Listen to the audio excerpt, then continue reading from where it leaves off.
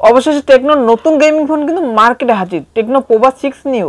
তো এই ফোনটি সম্পর্কে খুঁটিনাটি বিস্তারিত জানবো আজকের ভিডিওতে। কি ভালো দিক খারাপ দিক কি আছে আমাদের জন্য, কি নেই, সো যা যাক মেইন ভিডিওতে। রিয়ার প্যানেলটি দেখতে অনেক সুন্দর, নাথিং ফোন একটি ফিল দিচ্ছে। তবে টেকনো এই ডিজাইনটির নাম দিয়েছে কিন্তু ডায়নামিক টেক ডিজাইন। রিয়ার প্যানেলে প্লাস্টিক ব্যবহার করা হয়েছে, তবে খুব সহজে কিন্তু হাতের ছাপ পড়ে যাচ্ছিল, মানে ফিঙ্গারপ্রিন্ট ম্যাগনেটিক। তাই আমি বলবো যে ফোনের সাথে যে কেসটি থাকবে, ব্যাক পার্টটি থাকবে, অবশ্যই ব্যাক কভারটি ব্যবহার করবেন, অথবা যদি এটি ব্যবহার না করেন মার্কেট থেকে ভালো একটি ব্যাক কভার কিনে ব্যবহার করবেন। ফোনটির 3টি কালার ভেরিয়েন্টে মার্কেটে পেয়ে যাবেন, স্টে সিলভার, স্পিড ব্ল্যাক এবং কমিট গ্রিন। সাথে রয়েছে 6.78 ইঞ্চি ডিসপ্লে, থিকনেস 9.2 মিলিমিটার এবং ওয়েট 225 গ্রাম। তবে থিকনেস একটু বেশি এবং ওয়েট তুলনামূলক একটু বেশি হওয়ার কারণে কিন্তু ছোট হাত যদি হয় তাহলে অন হ্যান্ড ফিল ভালো পাবেন না, মানে এক হাতে ব্যবহার করতে একটু কষ্ট হবে। তবে যদি বড় হাত হয় তাহলে এক হাতে ব্যবহার করতে পারবেন, তবে দু হাতে অনায়াসে ব্যবহার করতে পারবেন। পোর্শন বাটন নিয়ে কথা বলতে গেলে ফোনটির রাইট সাইডে রয়েছে একটি পাওয়ার অন অফ বাটন এবং একটি ভলিউম বাটন। তবে এই পাওয়ার অন অফ বাটনটি কিন্তু side mounted physical fingerprint sensor হিসেবে কাজ করবে, যেটা খুবই ফাস্ট অ্যান্ড অ্যাকুরেট ছিল, মানে টাচ করার সাথে সাথেই কিন্তু আনলক হয়ে যাচ্ছিল।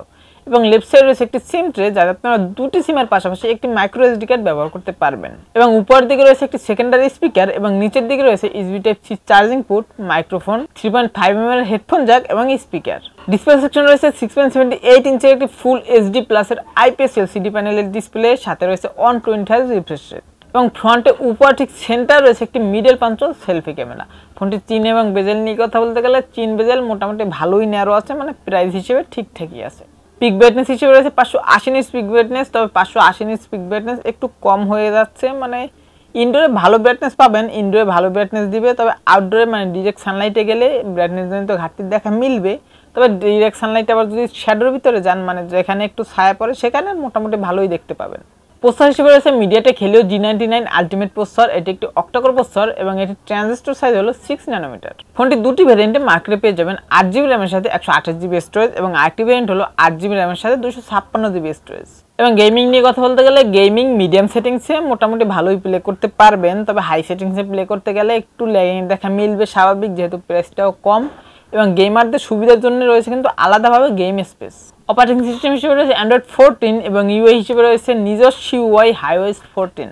তবে এই ফোনটি আগেই বলছিলাম যে একটু মোটা এবং একটু ভারী, তো এই ভারী মোটা হওয়ার কারণ আছে ভাই, ভারী মোটা হলে লস নেই, লাভ আছে। মানে 7000 mAh এর একটি বড় ব্যাটারি পাচ্ছেন কিন্তু এই ফোনটিতে ভাই, 7000 mAh, বুঝতে পারতেছেন। সাথে পাচ্ছেন 33 ওয়াটের একটি ফাস্ট চার্জার, এবং এই চার্জারটি দিয়ে এই ব্যাটারিটিকে 50 মিনিটে 50% চার্জ করে ফেলতে পারবেন। এবং এই ফোনটি ফুল চার্জ করে যদি নর্মাল ইউজ করেন সেক্ষেত্রে 2 দিনের মতো ব্যাকআপ অনায়াসে পেয়ে যাবেন। এবং যদি হেভি ইউজ করেন, মানে একটানা গেম প্লে করেন অথবা একটানা মুভি দেখেন, সেক্ষেত্রে 8 থেকে 9 ঘন্টার মতো ব্যাকআপ অনায়াসে পেয়ে যাবেন। সো ব্যাটারি ব্যাকআপ কিন্তু দুর্দান্ত লেভেলের পাবেন। রিয়ার প্যানেলে পেয়ে যাচ্ছেন 50 মেগাপিক্সেলের ডুয়েল ক্যামেরা সেটআপ, যার মেইন শুটারটি 50 মেগাপিক্সেলের একটি শুটার, সাথে রয়েছে একটি এআই লেন্স। এবং ফ্রন্টে পেয়ে যাচ্ছেন কিন্তু 8 মেগাপিক্সেলের একটি সেলফি ক্যামেরা।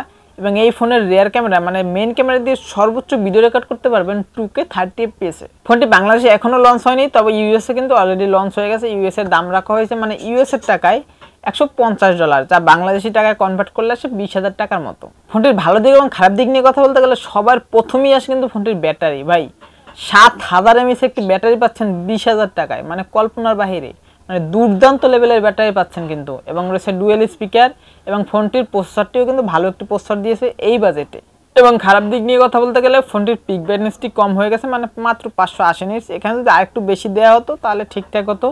এবং এই ফোনটির রিয়ার প্যানেলে কিন্তু ফিঙ্গারপ্রিন্টের ছাপ বসে যাচ্ছিল, যার কারণে দেখতে খুব একটা ভালো লাগবে না, খারাপ লাগবো। তাই বলছি ব্যাকপার্টটা অবশ্যই ব্যবহার করবেন।